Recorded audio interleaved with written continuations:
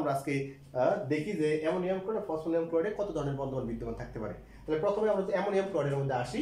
দেখবা অ্যামোনিয়াম ক্লোরাইডের মধ্যে আমাদের প্রথমে এক নাইট্রোজেন পরমাণু এবং হাইড্রোজেন পরমাণুর মধ্যে বন্ধন তৈরি হবে। এই ক্ষেত্রে একটা নাইট্রোজেন পরমাণু তিনটা হাইড্রোজেন পরমাণুর সাথে তোমার কি ইলেকট্রন শেয়ারের মাধ্যমে সমসংখ্যক ইলেকট্রন শেয়ারের মাধ্যমে তোমার কি বন্ধন তৈরি করবে, সমযোজী বন্ধন তৈরি করবে। এই ক্ষেত্রে নাইট্রোজেন হাইড্রোজেনের সাথে সমান হারে অর্থাৎ সমসংখ্যক ইলেকট্রন শেয়ার করার মাধ্যমে তিনটি সমযোজী বন্ধন গঠন করে, তিনটি সমযোজী বন্ধন গঠন করে। ঠিক আছে, এই ক্ষেত্রে আমাদের নাইট্রোজেনের সর্বশেষ কক্ষপথে এক জোড়া মুক্ত তরল ইলেকট্রন আছে।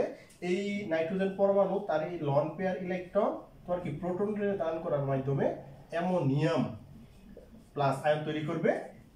এই ক্ষেত্রে যেহেতু আমরা সাধারণত জানি যদি একটা বন্ধনের মধ্যে শুধুমাত্র একটা পরমাণু ইলেকট্রন শেয়ার করে, ঠিক আছে, এই ধরনের বন্ধনকে আমরা সাধারণত কি বলি, সন্নিবেশ বন্ধন বলা হয়। ঠিক আছে, কি বন্ধন?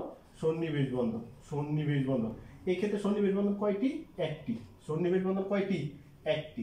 ঠিক আছে, তারপর হচ্ছে যেহেতু আমাদের অ্যামোনিয়াম প্লাস এবং কি সিএল মাইনাস আয়ন আছে, আমরা জানি সাধারণত পজিটিভ চার্জ এবং নেগেটিভ চার্জ পরস্পরের সাথে মিলিত হয়ে কি তৈরি করে, আয়নিক বন্ড তৈরি করে। এক্ষেত্রে আয়নিক বন্ড হবে তোমার কয়টি?